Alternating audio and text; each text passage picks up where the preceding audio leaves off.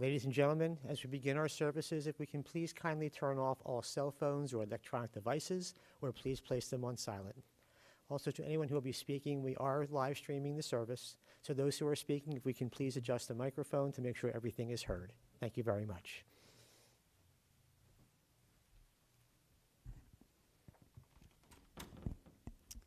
Good afternoon.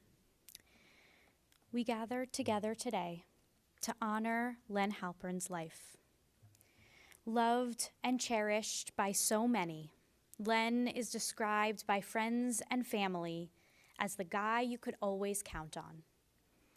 Today, we remember Len, also known as Lenny, Leonard, Daddy, and Grandpa, and join our hearts together to give comfort and strength to his family.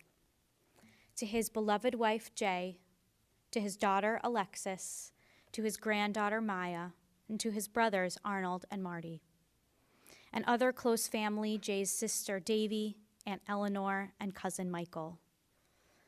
Mourning is a time filled with many emotions and memories, both bitter and sweet.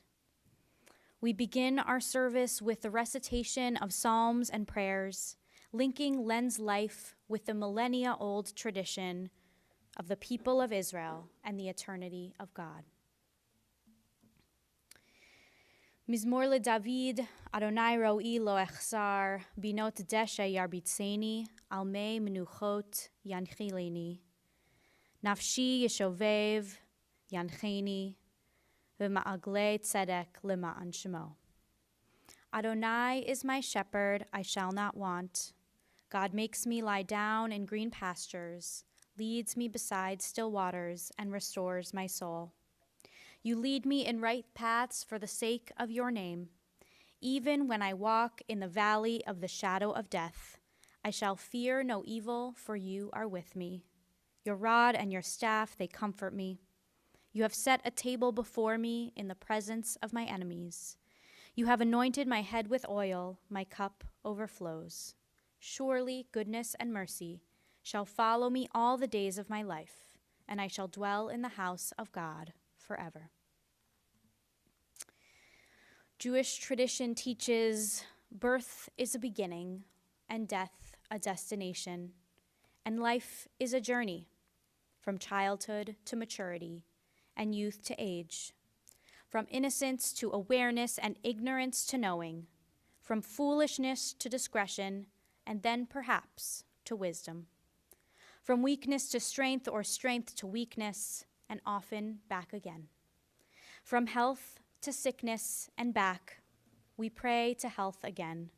From offense to forgiveness, from loneliness to love, from joy to gratitude, from pain to compassion, and grief to understanding, from fear to faith, from defeat to defeat to defeat, until looking backward or ahead, we see that victory lies not at some high place along the way, but in having made the journey, stage by stage, a sacred pilgrimage.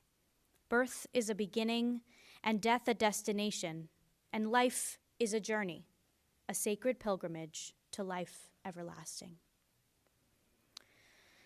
The words of Psalm 121 remind us that there are times in our lives such as this one where we look around us for help, and we don't know where that will come from.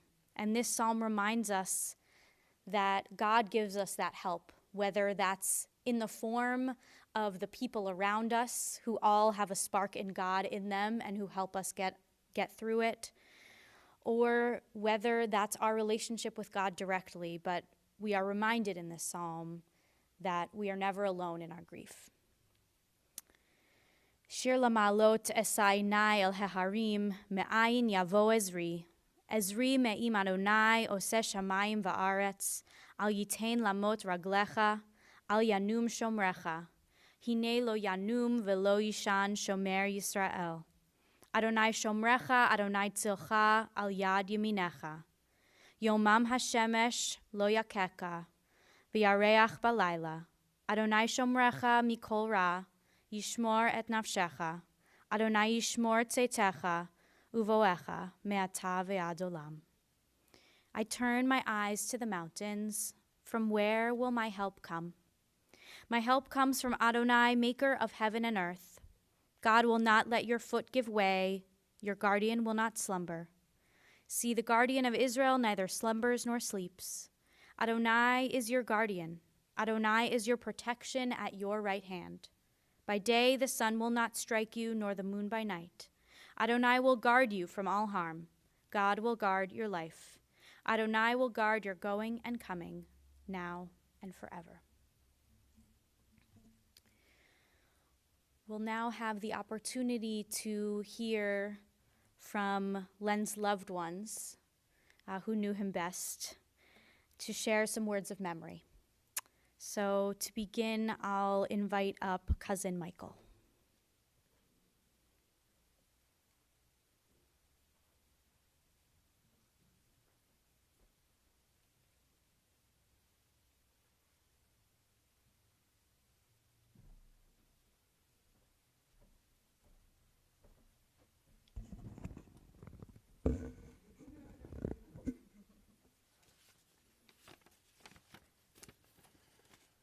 My younger brother Richard lives in Israel, so he's not here with us today, but he, on hearing about Len's passing, wrote something that I thought was worthy of reading to you today. So this is from Richard. Cousin Lenny, just hearing his name always brought and always will bring a smile to my face. Lenny made every holiday a holiday. I get like this, sorry. With a capital H, every family gathering and event to remember. When Lenny entered the room, light, laughter, and love entered with him. Full of stories, yet always anxious to hear what was happening in your life and what your thoughts are. Light, laughter, and love, and lots of fun. My father loved to tell the story of the first time he met Lenny. It had something to do with being on the beach and Lenny carrying a big watermelon under his arm. Now, I'll digress here and say that it was at Fire Island, and my brother Richard was in diapers, and I was about 5, so I do remember this. And the watermelon was not under the arm, it was up on the shoulder. A better visual for sure. I don't know if I was present. I certainly don't recall it firsthand, but my father got so much pleasure from recollecting this bit of family lore that has now become legend. In my mind's eye, I always picture Lenny emerging, Aphrodite-like from the ocean foam, aloft upon a half shell, with a watermelon tucked under his arm, and with a smile, of course. I will miss Lenny, his light and love and laughter. If there is a heaven, I imagine he is heading there as we speak. And to all of you who have been at our Thanksgiving celebrations these past few years, I trust you will understand when I picture the greeter at the heavenly gates casting his eyes on Lenny and saying, "You're Leonard Halpern?" Jay, Alexis, Maya, and Chad, may you be comforted among the mourners of Zion and Jerusalem. Love, Richard. And I don't have Richard's eloquence or way with words all the time, but my memories are as follows. When I was about 8 years old, my family was visiting my cousin Jay's family in Oceanside. At some point, Jay and her boyfriend Lenny took me and my 3 brothers for a ride, perhaps to Coney Island, but I really do not recall the destination. Maybe the point was to get us all away from my Aunt Bertie for a bit of time. What I do recall from the ride was Lenny teaching us a great game to play in the car called Gas Stations. Now, this was back when there was no iPads to entertain us in the back seat, no air conditioning to keep us cool in the summer, and in fact, no seat belts, or at least none that anyone used. The point of gas stations was to be the first one to spot the next gas station coming ahead on the road and then yelling out the name. Each correct first sighting was worth a point. While it may seem difficult to imagine how this game could be much fun or sustain 4 boys for more than a few minutes, it actually helped us pass the time on many a long family vacation road trip. Those were simpler times, to be sure. The Halpern family became a fixture at my parents' house for Thanksgiving, Passover, and an occasional Rosh Hashanah dinner. I can still picture a very young Alexis sitting on my girlfriend's lap, now my wife Cindy, in our dining room in Verona. The holiday gatherings continued when my parents moved from Verona to Watchung, and again when my mother moved to Tinton Falls after my father had passed. This lasted over 50 years. A ritualistic part of those gatherings became the thing we had to ask Lenny. Before the days of Google and artificial intelligence, we always had Lenny. I guess we figured him being a chemical engineer made him about the smartest guy we knew, especially in the way the world worked. The comment, "We will have to ask Lenny at Passover or Thanksgiving about that," was repeated more times than I can remember. I think his first challenge was how they get the water and bubbles into an old-style siphon seltzer bottle. Lenny always rose to the challenge and answered with great authority. I suspect whether he knew what he was talking about or not, he was always convincing. One thing I know for sure is that Google or Perplexity or whatever AI brings us will never be as much fun as my cousin Lenny. And I still have so many questions in need of his answers.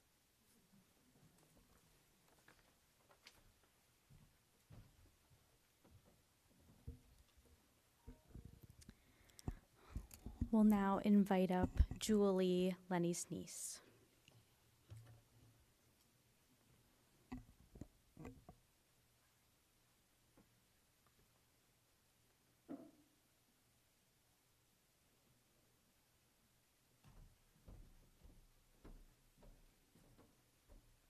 Hi. So I'm Marty's daughter, and I have such great memories of Uncle Leonard, and I'm really so grateful that I got to see him on Sunday morning. And I went in, I was a little nervous to see what would happen, and right away we just had laughs, we had great banter, my brother Steve was there, and we talked about how he tortured Andy, which always brings a smile to my face. And just great time. So it was just so special, and I'm so glad I got to see him that day.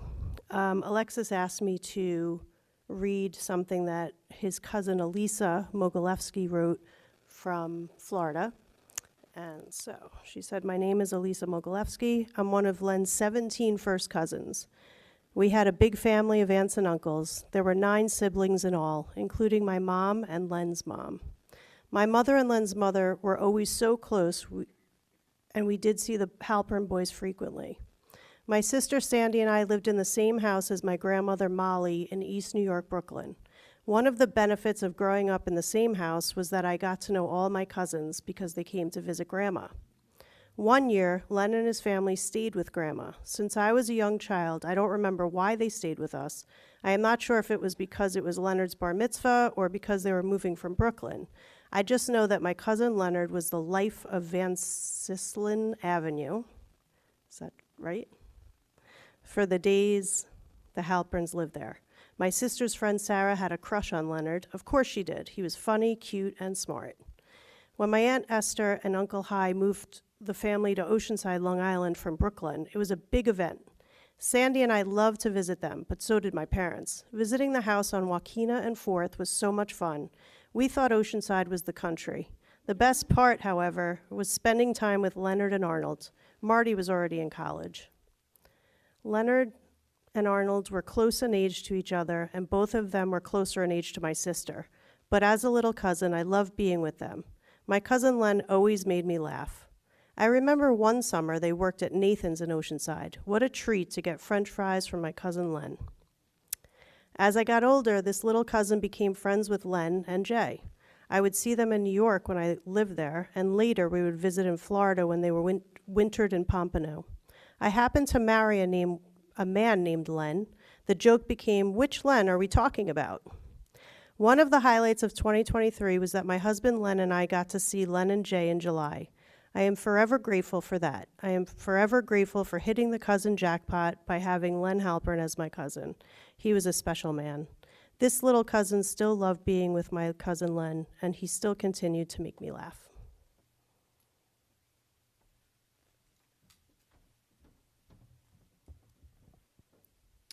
We'll hear now from Len's brother, Marty.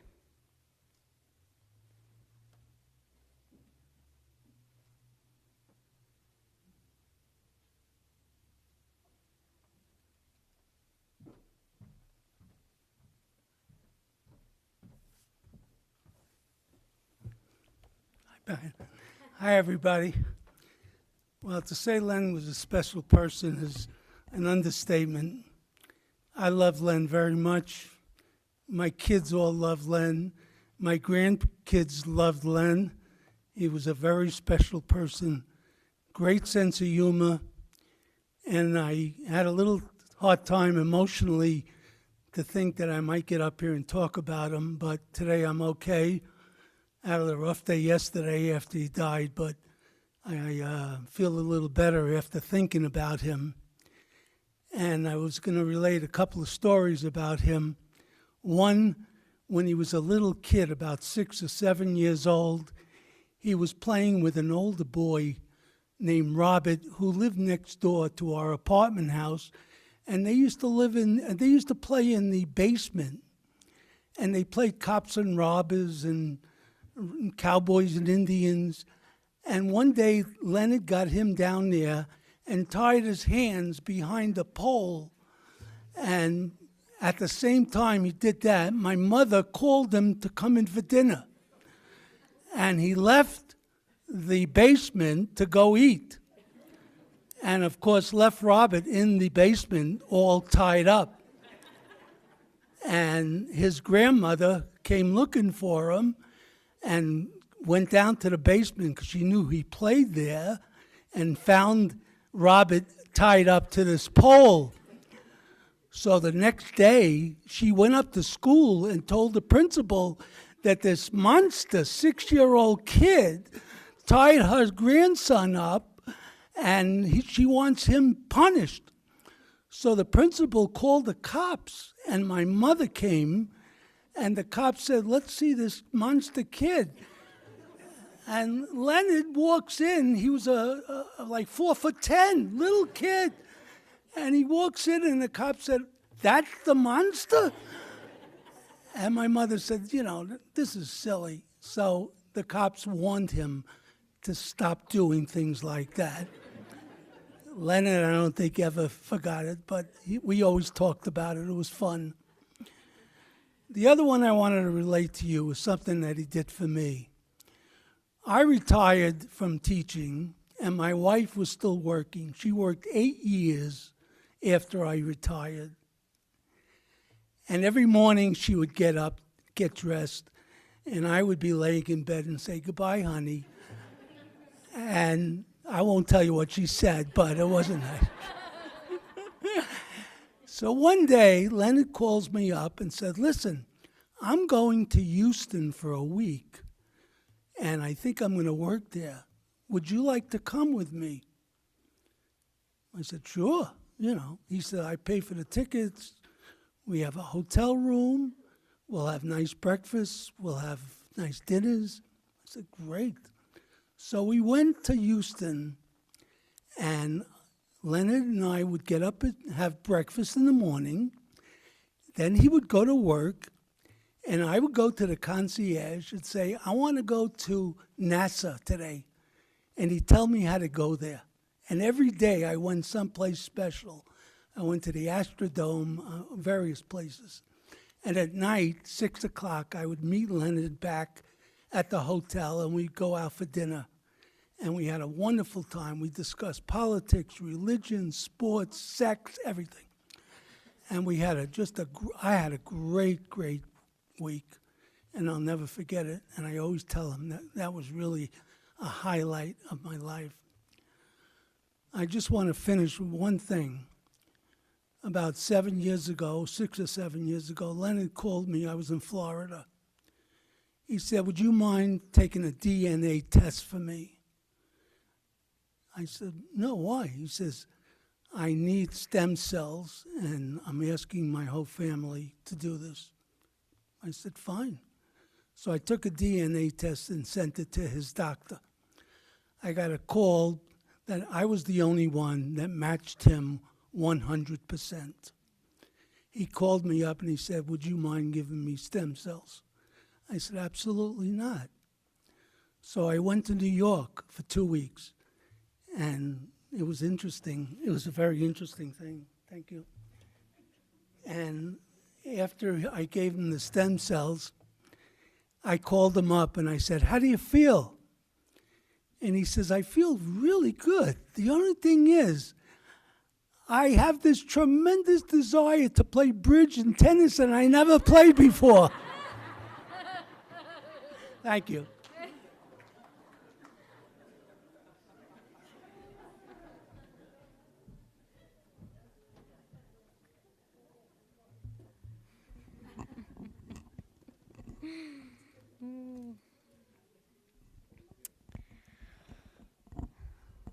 We'll lastly invite up Alexis and Maya to come share some words of memory.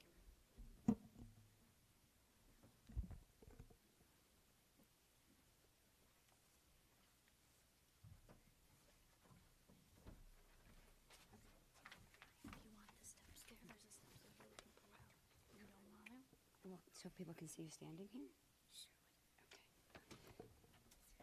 Okay. Okay, sorry. I will say that, you talk to people about things over their life, and I would ask my father, who's your best friends?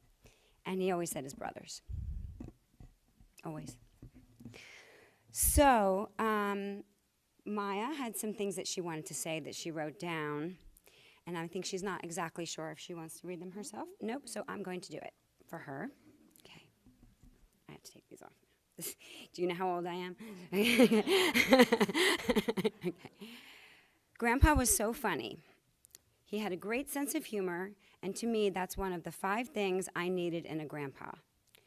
The other things were being caring, helpful, grateful, and finally, great big hugs.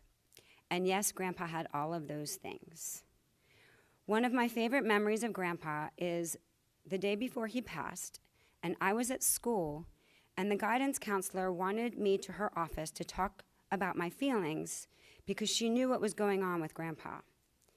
She asked me if I wanted to call Grandpa and leave the phone by him and talk to him, and I said yes. We called Mom and told her to leave the phone by Grandpa and I would talk to him. So Mom did, and I started talking to Grandpa. He wasn't really responding most of the time I was talking to him.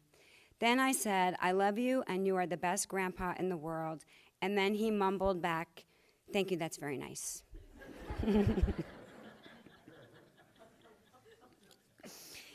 This last memory of Grandpa is small and not very detailed, but very meaningful to me, and I'm pretty sure for my mom too.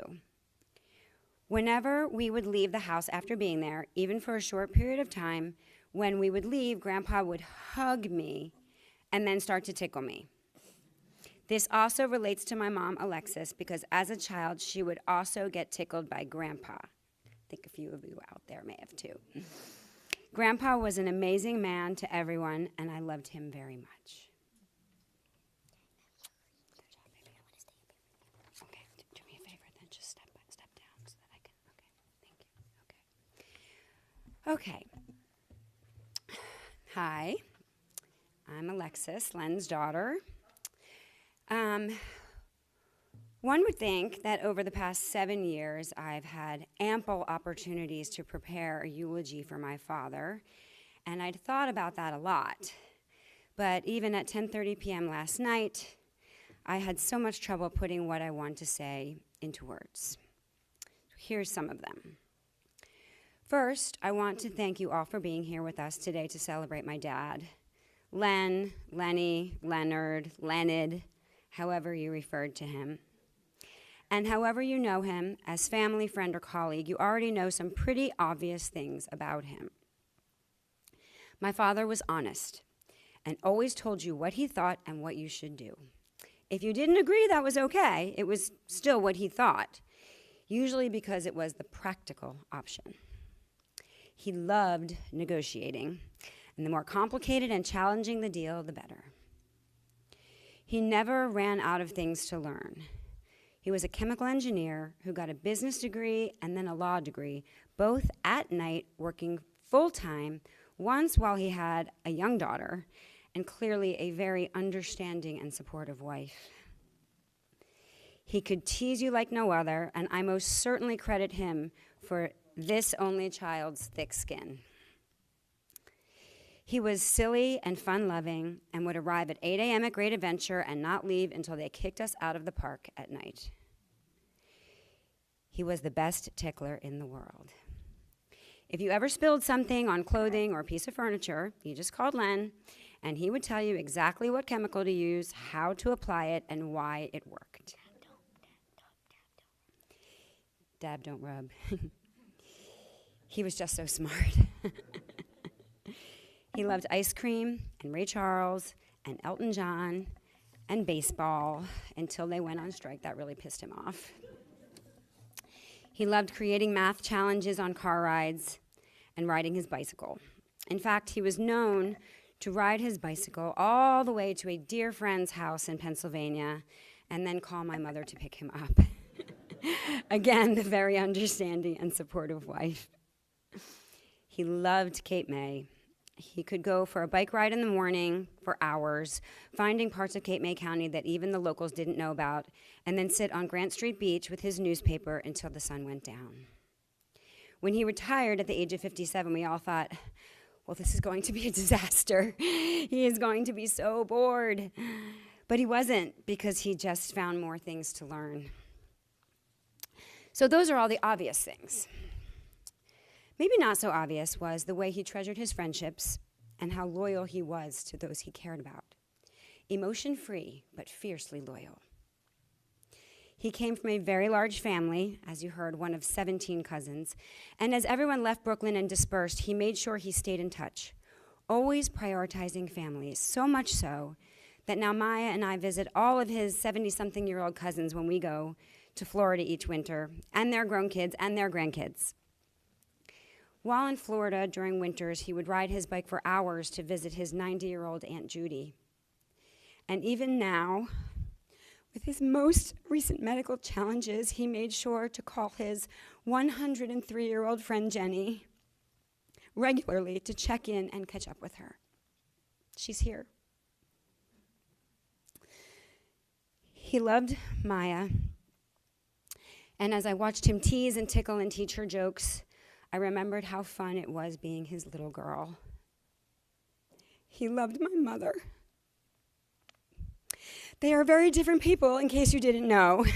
But if something was important to her, he genuinely wanted to make it happen for her. He would always bring her flowers, and he always held her hand. Two things I often say my dad taught me long ago, but I can even remember when he first said each of them were, don't worry about the things that you cannot change. And also, you can do anything you want in life as long as you are willing to face the consequences. More recently, he told me that it's really important to sometimes watch Fox News so you can have an educated argument if and when the time comes.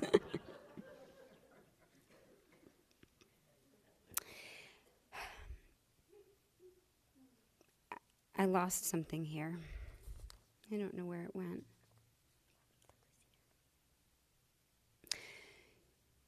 I lost part of what I wanted to say, and I can't remember exactly how I wrote it, but I can definitely say that he told all of the things, as I wrote down all of these things about him last night, all of the qualities that I admired so much in him, I realized that that is how he taught me to be who I am. He gave me my work ethic, my silliness, and most of all, he taught me that really it is the people in your life that matter the most. As we all know, he has fought a long, hard fight. And I have no doubt that he lived these past 7 years, yes, with the help of science and my mother, but really he survived because of his courage, his fight, and his will. Last week, just 1 week ago actually, he told my mom and me that he wants to have a party. And he gave us a list of all the people he wanted to invite. Looking around this room, I can tell you he is getting his party today. You're all here. I miss him so much already. I am so lucky I got to be his daughter, but I still am because I know that he is always right here. Thank you.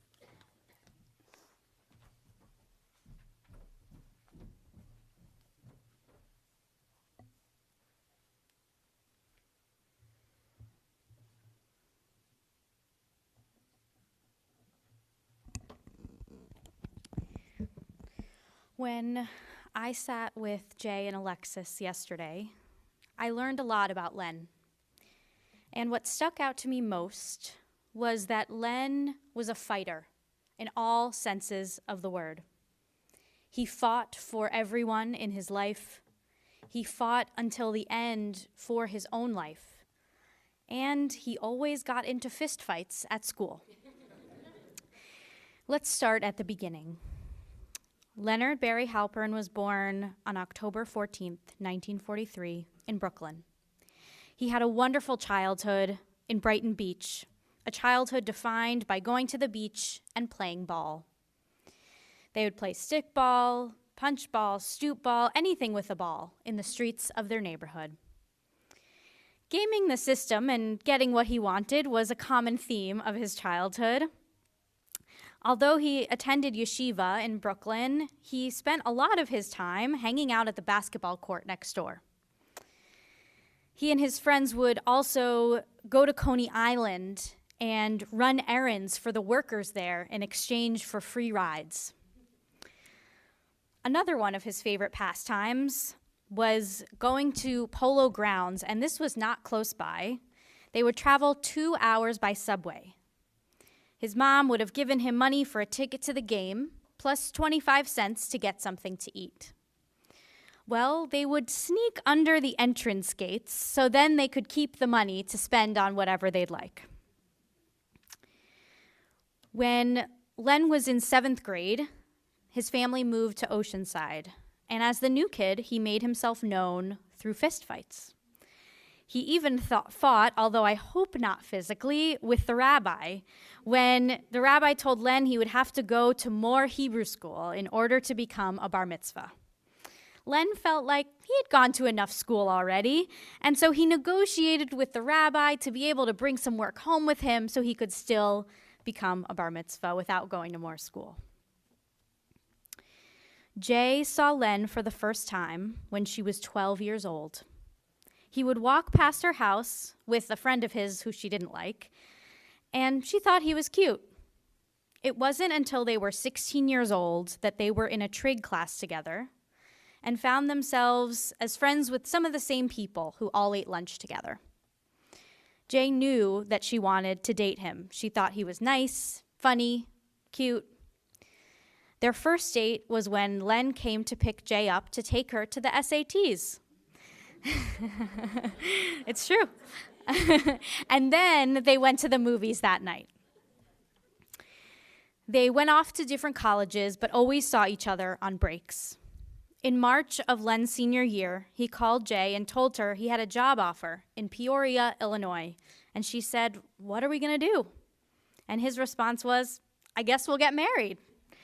Well, he ended up getting a job in Pottstown, PA instead, but the marriage part stuck. Len's first job was at Firestone, working as a chemical engineer, working on a plastic bag for astronauts to bring moon rocks home in. Throughout his career, he worked at Shell, he worked at Molita, and finally at Arco Chemical for 20 years. Throughout that time, when he had decided he didn't want to be an engineer anymore, as Alexis mentioned, he went to business school and then law school, both at night while working full-time.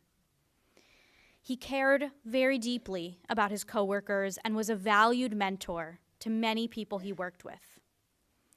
He was always learning and always happy and eager to share that with others. Jay and Len spent most of their years together in Cherry Hill, and as a husband, he was incredibly loving and protective of her. He wanted Jay to be happy in their life and supported her in whatever she wanted to do. They always held hands, and they always had a lot of fun together. Jay and Len and eventually Alexis went on lots of fun vacations together, although these vacations were not relaxing. He wanted to get every bit of their vacation time, get every bit of it that they could, so they would do everything possible. Jay and Len also developed a wonderful group of friends through Makor Shalom, now Congregation Kol Ami, where they found a friendly, loving environment and where Len served on the finance committee for a time. Jewish traditions and having a Jewish family was very important to him, and he cherished their holiday celebrations as a family. If Jay was the first love of Len's life, Alexis was the second. He was a dad from the second they were home with her, and he truly had no fear of having a daughter. Len made sure that Alexis learned to be tough. When she was a kid, they would always wrestle, play math games in the car, and spent a lot of time bike riding. He was equal parts silly and serious. He would take her to great adventure, to ride all the rides, and at the same time would also show up to help with Alexis's debate club in high school, with his suit on from work, clear that he meant business. As an adult, as Alexis mentioned, she would always go to him with any issues that she was having, and he would tell her what to do. He was her greatest cheerleader. In his retirement, he spent a lot of time long-distance biking, sitting on the beach in Cape May, and in later years, spending time with Maya. He was the best grandfather, always making her laugh, telling her jokes, and just being silly together. In the last years of his life, even with his various health issues, he was not going to give up. His motivation the whole time he was sick was that he wanted to get healthy and get back on that bike. He was strong-willed, and he lived as long as he did because of it. As we say goodbye to Len today, we are inspired by his dedication to his family, his attitude of lifelong learning, how he was someone you could always count on for the right answer, or at least an answer, and his goofiness and his strong desire to fight through whatever came his way. We know that his legacy will continue to live on in all of you, in everyone who knew and loved him, and in the way that his memory will live on through the generations. I would like to close my remarks with a musical request from Len's family. This text, Le Dor Vador, comes in our liturgy reminding us that we pass down love and light and traditions and Jewishness from generation to generation. And so these words are for you, Len, and for all of you. We are gifts and we are blessings. We are his story in song. We are hope and we are healing. We are learning to be strong.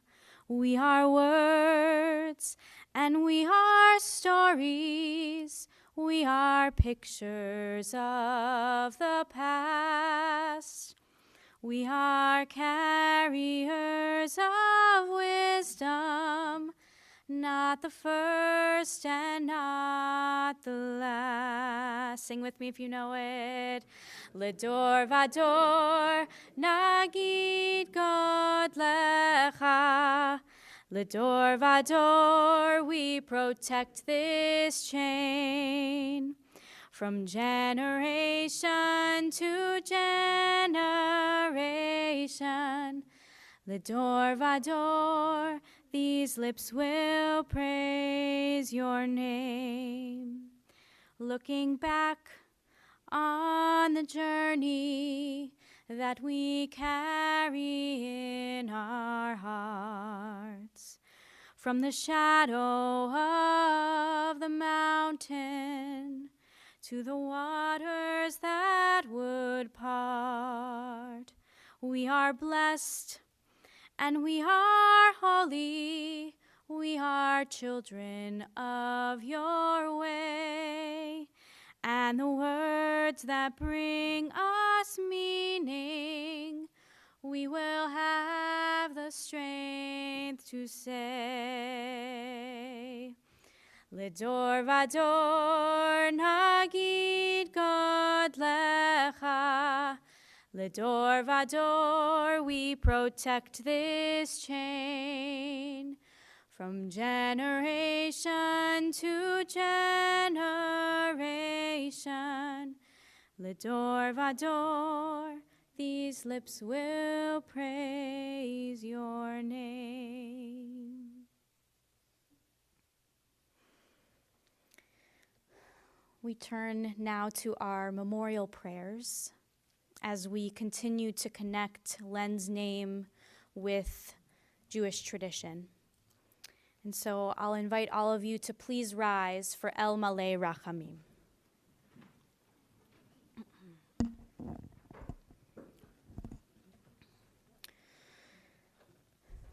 El Malei Rachamim, Shochein Bamromim, Hamtzei Menucha Nechona Tachat Kanfei Hashchina, Im Kedoshim Utehorim, Kezohar Harakia, Mashirim, Et Nishmat Levi Berel, Shehalach le'olamo, Baal harachamim, Yasjirehu beseter knafav le'olamim, V'yitzror mitzror hachayim et nishmato, Adonai hu nachalato. V'yanuach b'shalom al mishkavo, v'nomar Amen. God of abundant mercy, God Most High, may the soul of our loved one who has gone into eternity find the gift of perfect peace in your embrace, together with the holy and pure, whose light shines like the radiance of heaven. Compassionate God, hold him close to you forever, so that his soul may be bound up in the bond of life eternal. May he find a home with you, and may he rest in peace. And together we say, Amen. You may be seated.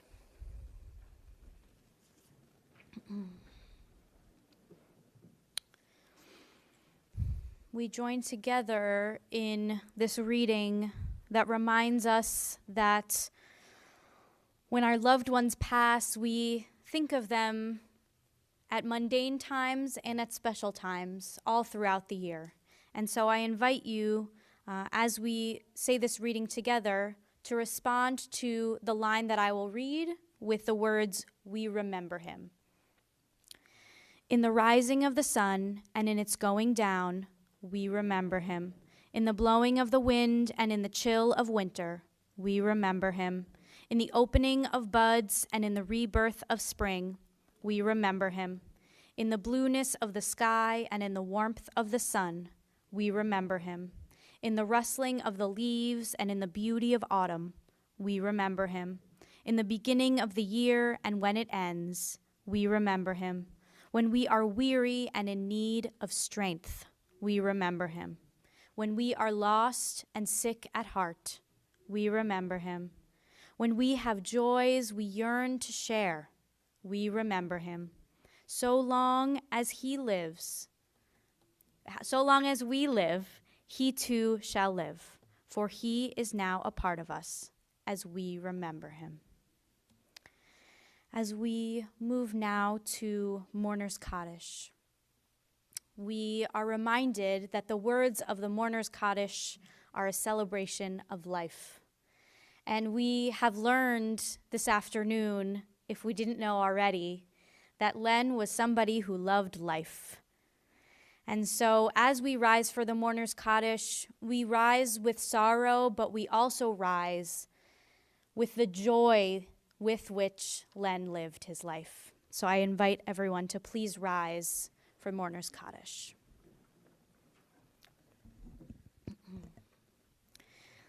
Yit kadal v'yit kadash shemei rabbah, be'alma divra chirute v'amlich malchute, b'chayechon uvyomechon uvchaye d'chol beit Yisrael, ba'agala uvizman kariv v'yimru amen. Yehe shemei rabbah mevarach le'olam ulamei almaya. Yit barach v'yishtabach v'yit pa'ar v'yitromam v'yitnaseh. V'yitadar, v'yitale, v'yitalal, shemei dekudesha b'richu. Le'ela min kol birchata v'shirata, tushbachata v'nechamata, da'amiran be'alma v'yimru, amen. Yehe shlama rabba min shemaya, v'chayim aleinu ve'al kol Yisrael, v'yimru, amen. Oseh shalom bimromav, hu ya'aseh shalom, Aleinu ve'al kol Yisrael, v'yimru, amen. May Len's memory always be for a blessing to everybody who knew him, and may that blessing radiate out into the world. And together we say, amen. You may be seated.